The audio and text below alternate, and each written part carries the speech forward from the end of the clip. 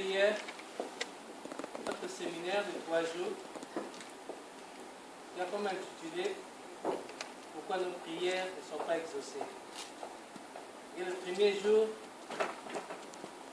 le pasteur et le Seigneur, l'Esprit de Dieu, nous a révélé les 4 points qui font que nos problèmes, nos prières ne sont pas exaucées. On a parlé du premier point de méprise de Dieu, deuxième point de nos péchés, troisième point de nous demandons mal, et quatrième point, c'est manque de pardon. Pour le premier point, qui est de mépriser Dieu, on a lu dans le livre d'Exode, où Exode 20, on ne parle des 10 commandements, les 3 premiers commandements. Là, il s'agit de nous définir un peu sur le crime et le péché. Le crime était beaucoup plus dans le premier livre d'Exode 20, où on nous parlait, tu n'auras pas d'autre Dieu devant ta face, et tu ne te prosterneras devant aucune image taillée sur terre, et tu ne prendras pas le nom de Dieu en vain. Ce sont les 3 points qui font les crimes que nous commettons souvent sans le savoir, et qui fait que nos prières ne sont pas exaucées. Dans nos péchés, nous savons bien, nos péchés, nous les connaissons. Parce que souvent, nous avons l'habitude de chasser des démons que nous ne connaissions pas. Nous avons l'habitude nous-mêmes de commettre nos péchés, que moi j'appelle personnellement nos péchés mignons. Nous croyons que bien fait, or que nous sommes en train de commettre des péchés, ce qui fait que nous n'arrivons pas à obtenir ce que nous attendons de Dieu. Nos péchés mignons sont de mentir, de voler, de commettre l'adultère, d'envier des femmes d'autrui, que nous connaissons bien que ce sont des commandements que Dieu a défendus, que nous amusons à les commettre en sachant que c'est un péché, et nous le faisons quand même. Et cela nous prive de la gloire de l'Éternel aussi. Et nous demandons mal, parce que peut-être nous prions pour être orgueilleux, pour nos plaisirs, pour s'inventer, de demander pour que la gloire de Dieu se manifeste en nous. Nous prions seulement peut-être quand nous avons besoin de quelque chose. C'était là le 3e point. Et le 4e point, le manque de pardon. Et vraiment, quand nous ne pardonnons pas, nous ne pouvons pas obtenir quelque chose de Dieu. Quand nous ne pardonnons pas, nous avons du mal. Et la prière, nos prières ont du mal à atteindre le Seigneur, parce que nous-mêmes, le Seigneur lui-même est le pardon. Et sans le pardon, nous ne pouvons pas atteindre la gloire de Dieu. Amen. Amen. Merci frère. Sœur Pascaline. Amen. Amen. Hier, notre thème, comme tout le monde le sait déjà, pourquoi nos prières ne sont-elles pas exaucées par Dieu? Donc, en grosso modo, hier, nous avons vu que c'était nos propres fautes, nos péchés, les crimes que nous commettons qui font que nos prières ne sont pas exaucées. Alors, notre cher pasteur nous a demandé quand même, en tant qu'enfant de Dieu, il va falloir quand même qu'on sache qu'est-ce que c'est qu'un crime, qu'est-ce qu'un enfant de Dieu peut faire et que devant un enfant de Dieu peut faire et qu'il soit criminel à son œil. Donc, hier, c'est dit que tout ce que nous commettons comme crime, c'est le fait d'aimer de trop l'argent. Même quand tu es dans le WC, c'est l'argent. Tu manges, l'argent. Tu es au lit, c'est l'argent. Tu es dehors, c'est l'argent. Donc le fait de chercher de trop l'argent, ça fait que l'argent prend la première place. Alors Dieu maintenant devient la 3e ou la 5e place. Donc cet acte est un acte criminel devant Dieu. Et maintenant, qu'est-ce qui fait que tous nos projets, tout ce que nous avons, tout ce que nous demandons dans nos prières n'exaucent pas. Donc nous avons vu 4 points fondamentaux. Quels sont ces points? Le premier point, c'est-à-dire que nous méprisons Dieu, nous le négligeons. Dieu n'a plus sa place dans notre cœur. C'est le premier point. Le deuxième point, ce sont les péchés qui nous empêchent à ce que nos prières soient exaucées. Le troisième point, c'est que nous demandons mal. Et hier, il y a notre frère Pamel qui avait donné l'exemple en disant, par exemple, voilà, j'ai ma soeur qui a quitté le village, le fin fond, qui est venu se marier avec un Belge ici, qui a du pognon. Donc, c'est toujours encore l'argent qui court en ce moment. Donc maintenant, moi aussi, je vais chercher quand même à me marier à quelqu'un qui a du pognon. Donc c'est l'argent qui court, ce fait que vraiment nos prières ne sont pas exaucées. Pourquoi? Parce que pour que le monde me voie, pour dire voilà, Pascaline a épousé un grand pognon. Quatrième point, le manque de pardon. Pasteur nous avait donné aussi un exemple. Hier, par exemple, ce bâtiment, les murs supportent les uns des autres. La fondation ne dit pas que le mur qui est à l'extrémité, qu'il en a marre, qu'il souffre. Non, il est en train de supporter l'autre et le premier aussi supporte celui qui est en dessous. Donc, bref, en grosso modo, il va falloir que nous supportons les uns les autres. C'est mon petit résumé d'hier. Amen. Amen. Alléluia. Amen. Gloire à Dieu. Et on va continuer. On était hier au 4e point, aujourd'hui on va faire le 5e point. Le 5e point, mes frères et sœurs, on va parler des mésententes conjugales.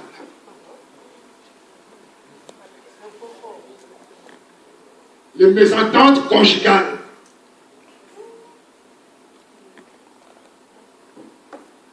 Dieu a créé l'homme et la femme. La Bible nous dit ceci, l'homme quittera son père et sa mère et s'attachera à sa femme. Et ces deux êtres deviendront maintenant une seule chair. Et quand nous allons dans les épîtres, la Bible nous dit ceci, ma femme soyez soumise à vos maris. Et Marie aime ta femme. Femme, sois soumise. Et Marie, tu dois aimer. Mais n'ignorons pas que la famille, sans la famille, la société ne peut pas exister. Car la société, ce qu'on appelle la société, c'est l'ensemble de toutes les familles. Et l'ensemble de ces familles crée une société. Et l'ensemble d'une famille, l'ensemble des familles crée un royaume. L'ensemble des familles crée une nation. Sans la famille, la société n'aura pas de sens. Donc la famille, c'est la base même de la société.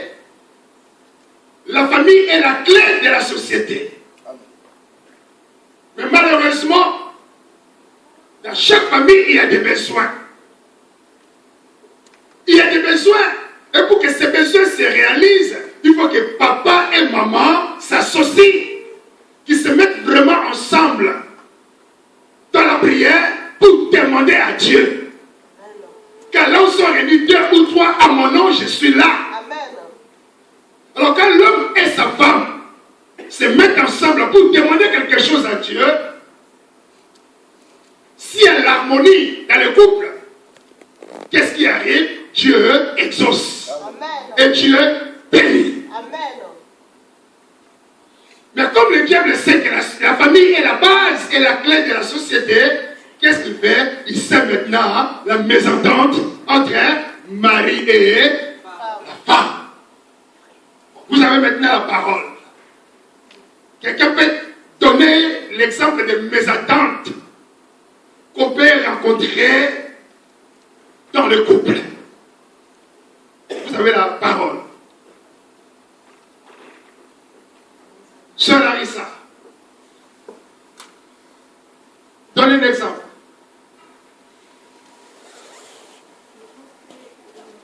Peut-être beaucoup.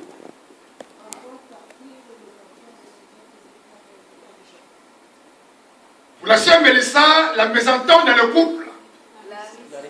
La sœur Larissa, la mésentente dans le couple, c'est souvent l'argent. L'argent crée beaucoup de discordes, beaucoup de disputes, beaucoup d'incompréhension dans le couple. Nous sommes frères ou bien sœurs. Et on a la liberté de parler, oui. Ma beau-fille. Souvent, c'est une question d'autorité. Il y a un qui cherche toujours à dominer l'autre. n'y a pas de soumission. Papa Kofi dit, ce qui crée beaucoup de disputes dans le couple, il n'y a pas la soumission. Amen. Accomplis. Refais ta femme. Cachez des choses. Qui parlait? Qui? Sœur Pascaline. Maman Diallo, oui. Oui, c'est le problème qui est là, c'est que refais ta femme. Tu sors pour les pieds tard, ta femme quand elle demande où est-ce que tu viens, tu commences à marcher, jusqu'à que tu pars, au bureau, Maman Diallo parle de mensonge. L'homme, il était sorti.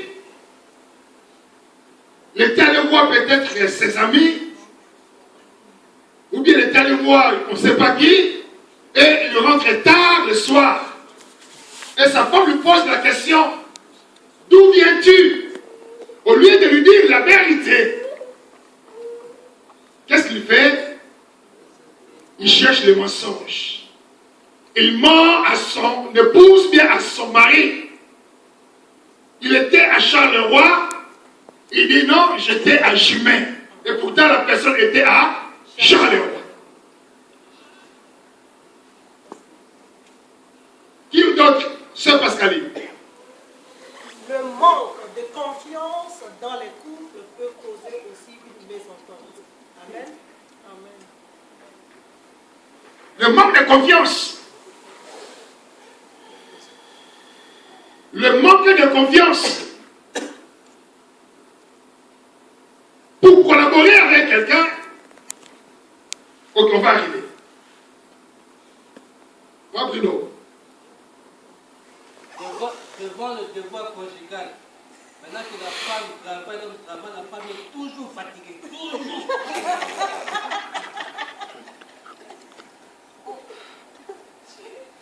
Alléluia.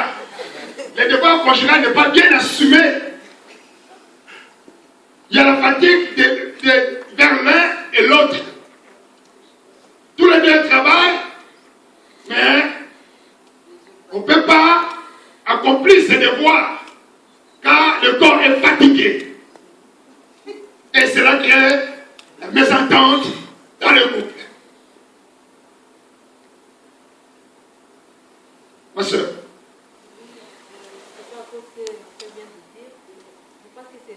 De ne pas se mettre dans la place de l'autre. Donc il faut essayer de se mettre dans la place de l'autre. La compréhension. Donc, la compréhension. Donc l'incompréhension.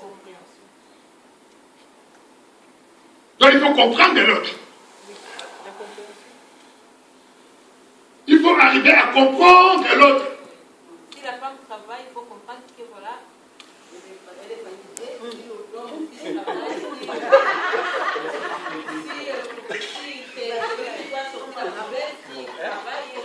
Et si tu le dis,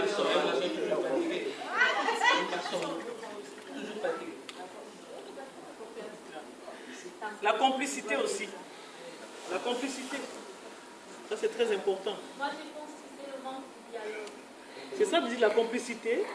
Donc, le manque de dialogue. Parce que quand quelqu'un... Vraiment grâce. Le manque de pardon. Oui, ça aussi. Le manque de pardon, ça c'est... Monsieur, près de qui? Je voulais dire ce que maman Grâce a dit, mais bon, Oui. il y a aussi la différence des caractères. l'incompatibilité. L'incompatibilité. Il dit qu'il ne fallait pas vous marier. Non, mais on complète, on se complète. Alors, on peut mettre caractère à ce moment-là. Parce que Dieu, l'amour, là, il n'y en a pas. Dieu met l'amour, là, il n'y en a pas. Quand vous êtes dans le Seigneur, même si vous n'êtes pas de caractère différent, Dieu peut mettre l'amour. Hein. Mais Le chef du jour.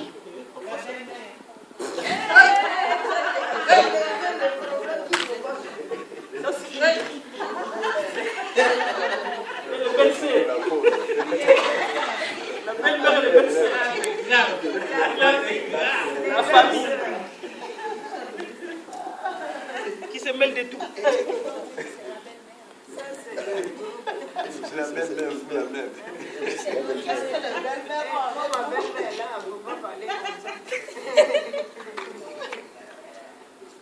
Oui, c'est Pascal. Le ralenti d'amour, de service. Peut-être que vous êtes mariés dès le début. Même si tu es au fond de ta forêt, on te servait du café. Maintenant, tu peux descendre même au salon, ne te regarde pas. L'ancienneté du couple.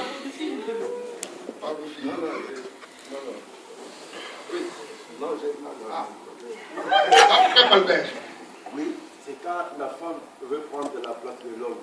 Parce que l'émancipation, pour le moment, c'est ça qui fait de tout le mariage en Europe, dans le monde entier. C'est très important. Sœur Angela, hier je ne t'avais pas entendu, je vais t'entendre maintenant.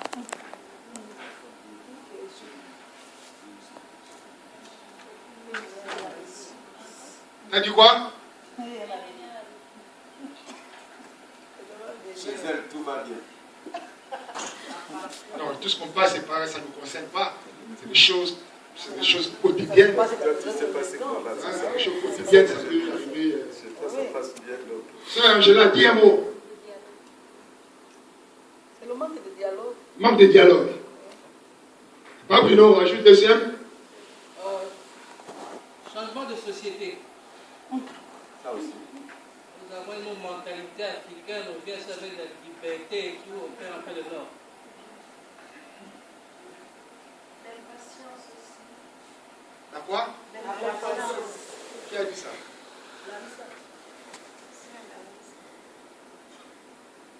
Alléluia.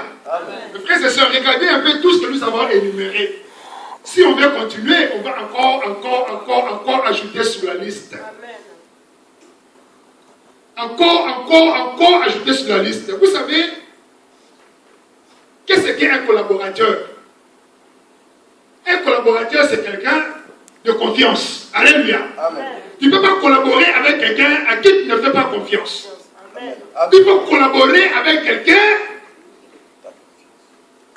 à qui tu fais confiance. Donc lui, je lui fais confiance, c'est pour ça que je collabore avec lui. Car un collaborateur, c'est quelqu'un qui connaît la base de la société, qui connaît d'où vient la société et où va la société. Alors si c'est quelqu'un, si ce n'est pas quelqu'un de confiance, peu de temps après, l'entreprise va s'écrouler. L'entreprise va s'écrouler, ça c'est la première chose.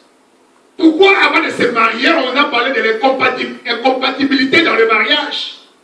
Pourquoi il y a la période qu'on appelle la période de fiançailles? Alléluia. Amen. Vous savez la signification de cette période? Les fiançailles ne commencent pas seulement quand on donne une alliance. Mais les fiançailles commencent quand tu connais la personne. Cette période-là, c'est la période d'étude. Alléluia. Amen. Tu dois étudier l'autre.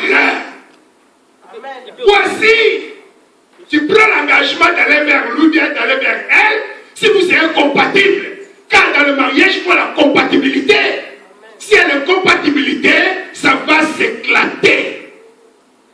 Mais il faut la compatibilité. Il faut que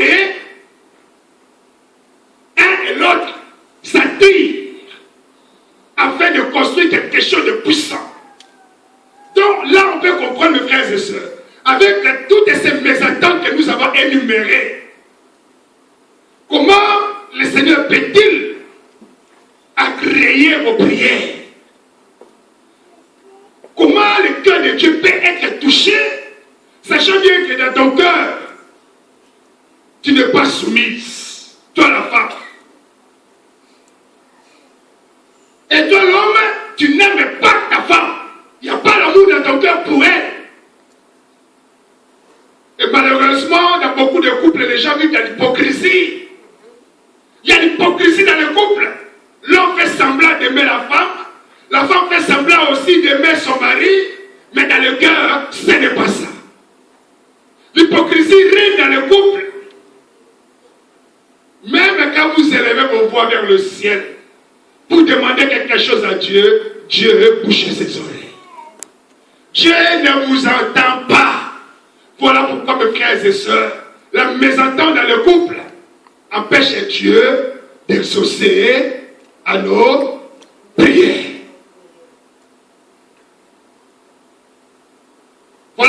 important, s'il y a un problème dans ton couple, il faut tout faire pour les résoudre, pour les régler, pour trouver la solution et vous pardonner l'un de l'autre. Là seulement, après, quand vous allez vous présenter devant le Seigneur, Dieu verra que non, il y avait en effet, il y avait un problème. Mais le problème est résolu. Maintenant, mes enfants viennent à moi pour me demander quelque chose. Qu'est-ce que Dieu fera? Je pourrai donner. Car le pardon a été demandé. Amen. La mésentente dans le couple, mes frères et sœurs, s'empêche nos prières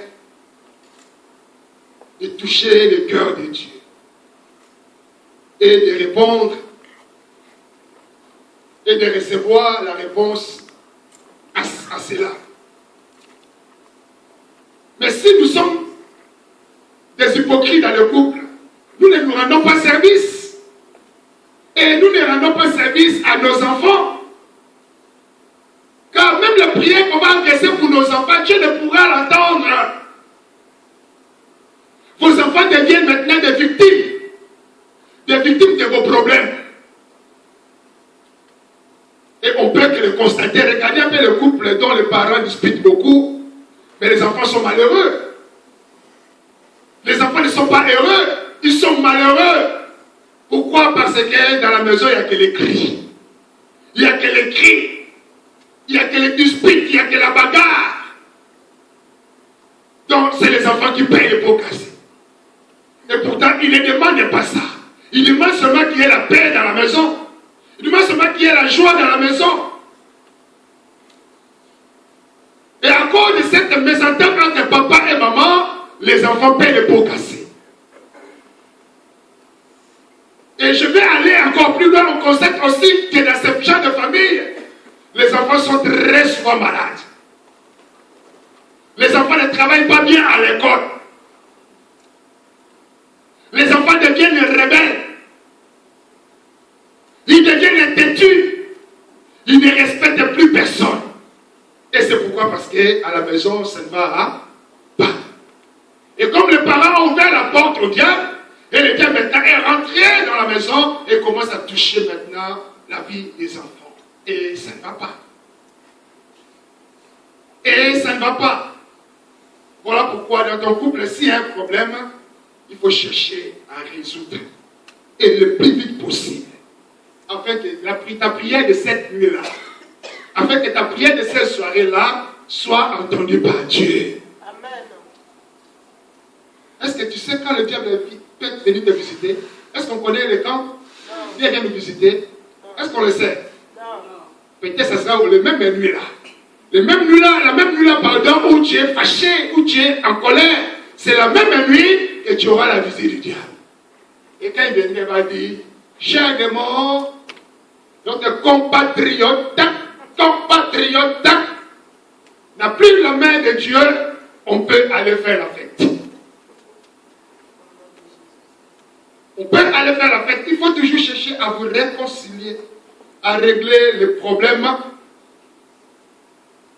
Amen. Amen. Et sixième point,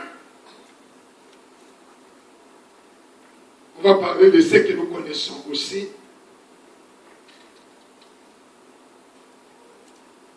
Le manque de foi et le doute.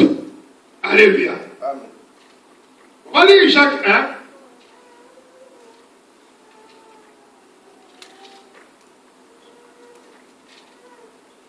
Le verset 6.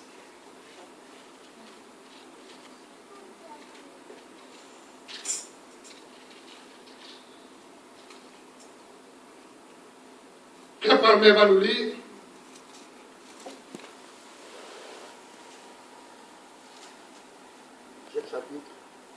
Jacques chapitre 1, le verset 6 à 8. Et deuxième va nous lire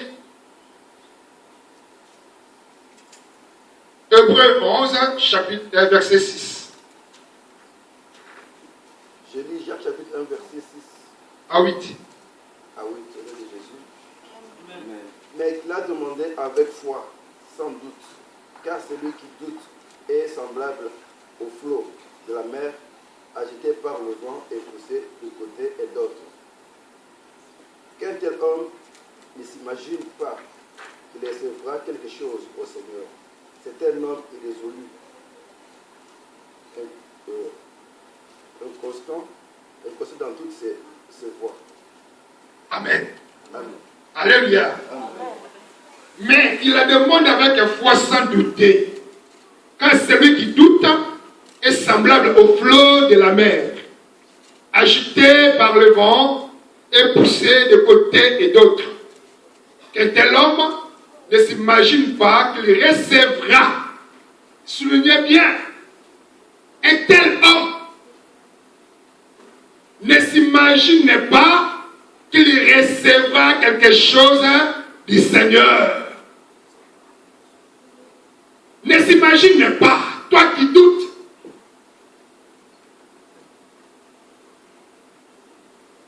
Ne s'imagine pas qu'il recevra quelque chose du Seigneur.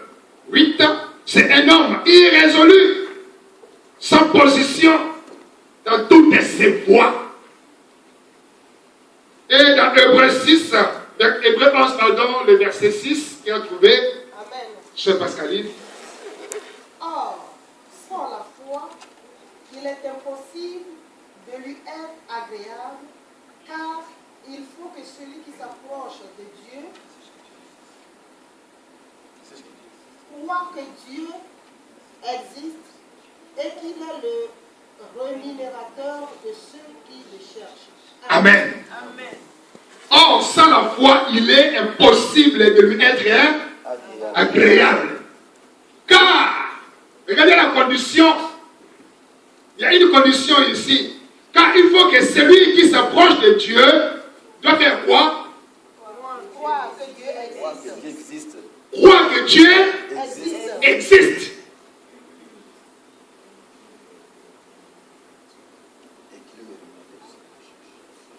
Car il faut que celui qui s'approche de Dieu croit que Dieu existe et qu'il est le rémunérateur de ceux qui les cherchent.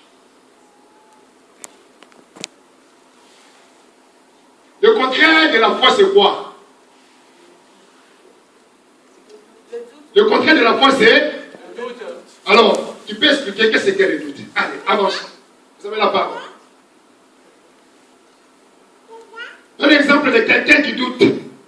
Le gars, on va avancer, on va parler. Oui, c'est un bijou.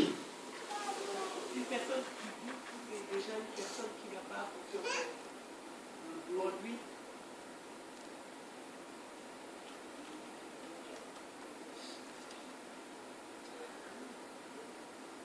Une personne qui a la foi, c'est une personne qui est sûre de ce qu'il fait. Et une personne qui a le doute, c'est déjà une personne en lui-même, il n'a pas confiance en lui. Ok, merci. Sœur Pascaline.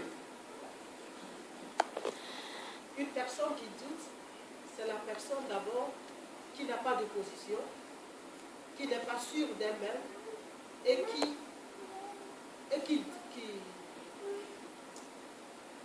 qui n'a pas confiance en son Dieu. Il n'est pas sûr de lui-même et il n'a pas la totale assurance que ce qu'elle a demandé à son Dieu peut être accompli. C'est bien. Qui d'autre? Quel palmaire? Celui qui a le doute, c'est celui qui, peut-être, il est malade. Il demande au pasteur de prier pour lui. On prie pour lui. Bon, on lui dit, c'est frère, il va guérir. Il dit, bah, je ne sais pas, il est tellement, il doute toujours, mais il ne sait pas si ça va ou ça va pas.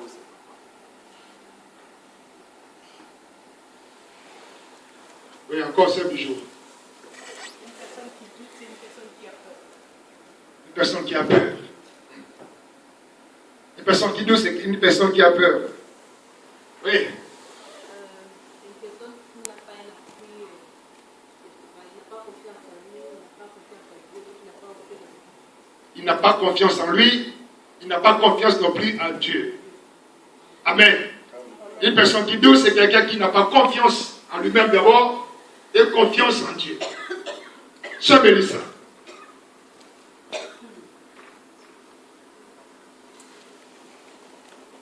Une personne qui doute, c'est une personne qui n'a pas la ferme assurance que c'est à demander sera exaucé.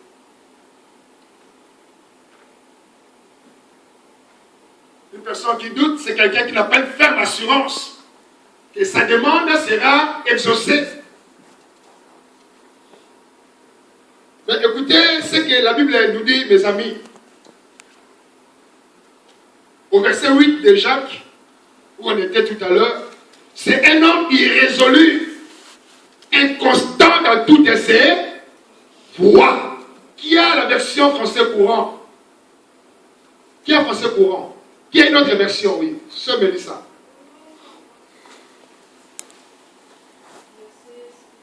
Verset 8, oui. Car il est indécis. Indécis. Il est quoi? Indécis. Un homme irrésolu, c'est un homme indécis. Deuxièmement, Et incertain de tout ce qu'il entreprend. donc c'est un homme indécis. Donc c'est un homme qui n'a pas de position.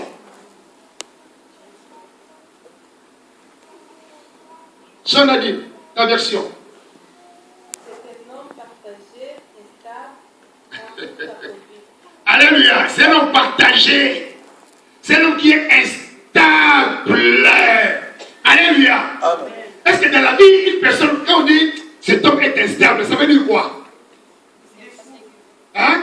Instable, Un homme instable, souvent nous utilisons ces langages. Pas d'opposition. Peut-être vous avez des gens autour de vous, combien de fois vous avez déjà qualifié des gens, lui là c'est un instable. Combien de fois? On peut aller un peu en profondeur une personne de ces qualificatifs. instable, une personne qui est instable, c'est une personne qui peut dire influençable. Aujourd'hui, il va à gauche, demain, il va à droite. Donc, il ne sait pas où il va. Ta vie, c'est le jour le jour. C'est quelqu'un qui vit au jour le jour. Si on a dit il y avait instable et pas encore Partagé. partagé.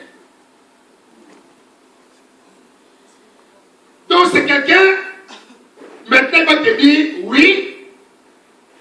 3 minutes après, quand tu vas venir le voir, il va te dire non. Et quand tu vas revenir encore 3 heures après, il va dire j'ai réfléchi encore, je crois que c'est oui. Quand tu vas venir encore, tu vas dire mais toi ça me trouble tellement, je crois que c'est non. Donc c'est quelqu'un qui est instable. C'est quelqu'un qui manque de caractère. C'est quelqu'un qui manque de l'assurance personnelle. C'est quelqu'un qui manque la confiance en soi. Alléluia. Amen. La confiance en soi. C'est quelqu'un qui manque, qui n'est pas sûr de ses réalisations. Donc ça, c'est quelqu'un qui doute. Comme le frère a donné l'exemple, tu es malade. Ton mari te dit, ok chérie, comme tu es malade, je vais prier pour toi. Seigneur, je te prie que tu guérisses ma femme au nom de Jésus. Ma femme, là où toi tu es guéri au nom de Jésus. Alléluia. Amen. Ah, tu commences à sourire. Ah, papa, toi aussi. On guérit comme ça. Et c'est comme ça qu'on guérit, papa, toi aussi. N'exagère pas. Ça, c'est quelqu'un qui est instable. C'est quelqu'un qui n'a pas la confiance. Mais c'est difficile à une telle personne, quand elle prie, que ses prières touchent le cœur de Dieu et que Dieu lui réponde. C'est impossible. C'est vraiment impossible.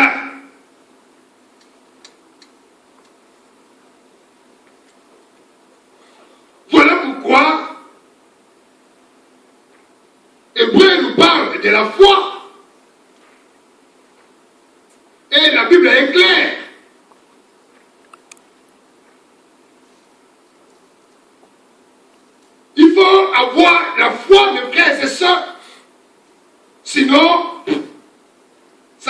foi, d'élever la voix vers le Seigneur. Or, sans la foi, il est quoi? Impossible. On peut répéter ça. Sans la foi, il est Impossible de lui être agréable.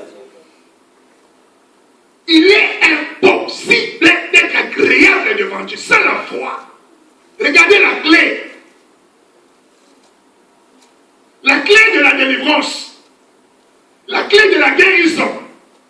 La clé du succès. C'est la foi. Alléluia. Amen. La foi non pas à l'argent. Quand il y a des gens qui ont la foi, quand il y a l'argent sur le compte, il y a la foi. Tout est possible. Quand il y a l'argent sur le compte, tout est possible. L'argent, c'est le mot de ce siècle. Au moment où nous sommes ici, combien ont tué aujourd'hui seulement à cause de l'argent? Nous tendons vers la fin de la fête des fins d'année. Vous allez voir dans les informations, il y aura seulement des braquages sur braquage. Ils ont braqué telle banque. Ils ont braqué telle bijouterie. Ils sont allés braquer telle entreprise. C'est vrai pour avoir l'argent pour la fête. Fêter pour la fin d'année. Et aussi, parmi les chrétiens, certains aussi vont commencer à voler. Les habits. Ils vont voler et vendre pour seulement passer les caps de 2013. D'autres aussi vont se prostituer seulement pour avoir un peu d'argent, afin que ces jours-là qu'ils mangent un peu la bonne nourriture.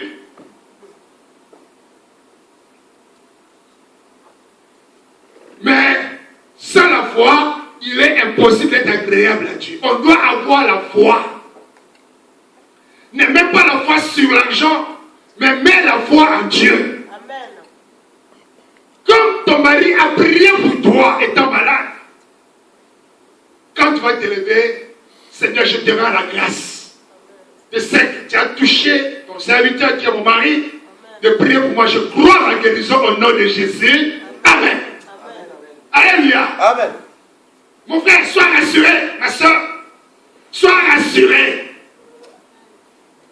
Que la prière de ton mari a touché le cœur de Dieu. Amen. Les supplications de ton mari a touché le cœur de Dieu. Même si une heure après tu ne vois pas, c'est ça le problème.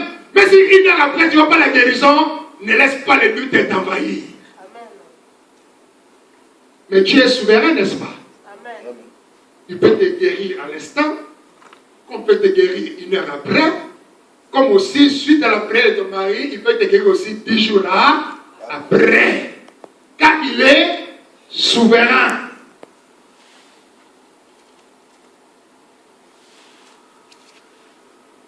Il est souverain. C'est là où la grâce de Dieu intervient dans nos vies. Donc mes amis, les doutes et le manque de foi empêchent que nos prières soient exaucées. Les doutes et le manque de foi. S'il te plaît, arrête de douter de Dieu. Dieu existe, c'est vrai, il existe. Dieu existe. Mets ta confiance en lui. Si ce n'est pas aujourd'hui, ça sera demain. S'il ne te répond pas aujourd'hui, demain il va te répondre, mon frère. Mets ta confiance en Dieu. Ne laisse pas le doute t'envahir. Mets ta confiance totale et à 100% à Dieu.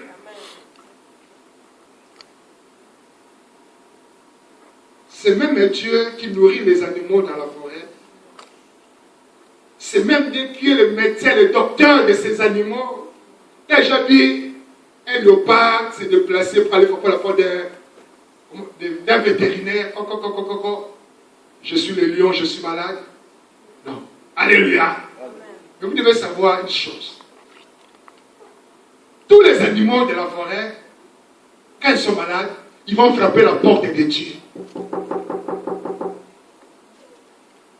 Et Dieu les entend et Dieu les guérit. C'est Dieu qui guérit les animaux quand ils sont malades. Amen. C'est lui qui guérit ces animaux. C'est lui qui donne à manger à ces animaux. C'est lui qui donne à manger aux oiseaux. Pourquoi le Seigneur ne te guérira-t-il pas? C'est pourquoi nous disons ici, gens de paix de foi. Ayons la foi en Dieu. Mets ta confiance en Dieu. Retire seulement les doutes. Enlève les doutes. Enlève les doutes. Retire les doutes. Et tu verras la gloire de Dieu se manifester dans ta vie. Amen. Amen. Nous allons parler de mésattentes conjugales, de mésattentes dans le couple. Nous allons parler des doutes. C'est le sixième point. Les doutes.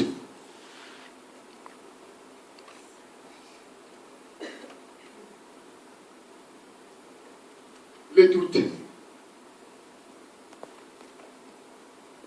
Qui a déjà douté une fois ici? Mais tout ça. Il y a un jour tu as prié, tu as demandé ceci à Dieu et que tu ne l'as pas eu. Un peu il y a le doute. Quelqu'un qui a la foi, tu crois que non, Dieu est là. Mais le doute vient un peu te mordre la langue. Mais quand tu comprends cela, que celui qui doute ne doit même pas, il ne doit même pas s'imaginer que Dieu peut l'exaucer. Voilà pourquoi une fois j'ai parlé de poison de la foi. Les ennemis de la foi, nous avons bien les doutes. Les doutes, c'est le poison de la foi. Les doutes, c'est l'ennemi de la foi. Alors quand tu comprends ça, moi je t'encourage, je t'exhorte d'enlever seulement les doutes et de mettre en confiance en Dieu. Amen. Amen. Troisième point, on va parler de la récolte. La récolte.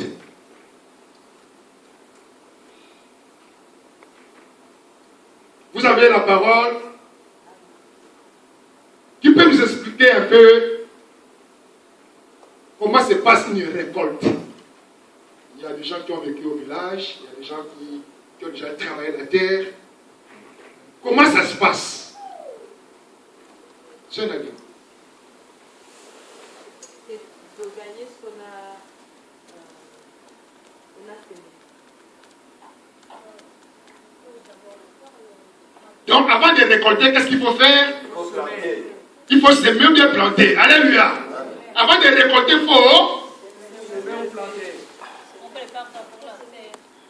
il faut d'abord préparer la terre. Après, on doit s'aimer. Après, on doit récolter.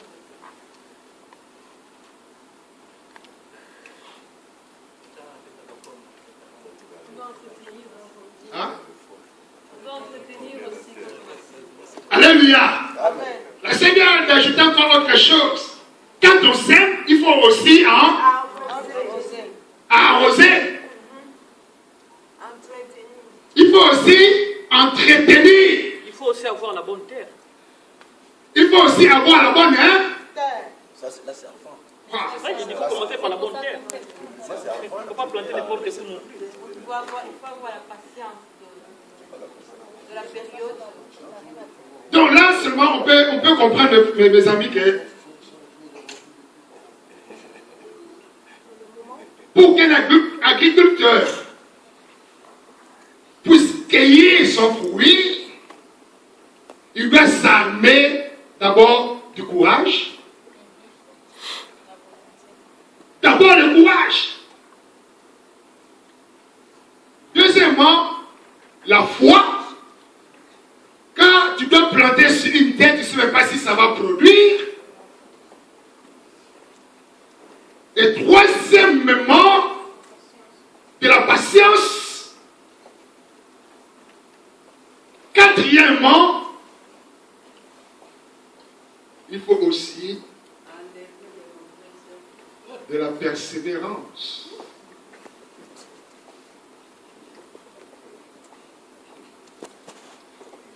Donc, du moment où tu as planté quelque chose, semé quelque chose, jusqu'à la récolte, ça prend vraiment le temps. Si c'est sur des cafés, Si c'est le café, c'est encore terrible. Hein? Il faut qu'on me dise ça. Il faut attendre Combien d'années? de 3 ans à 4 ans. Et le cacao? Le cacao, c'est combien d'années? 3 ans aussi. Ah, donc, après 3 ans, avant de commencer seulement à cueillir. Le temps de cueillir, de laver, de laisser sécher, ça peut prendre encore combien de temps?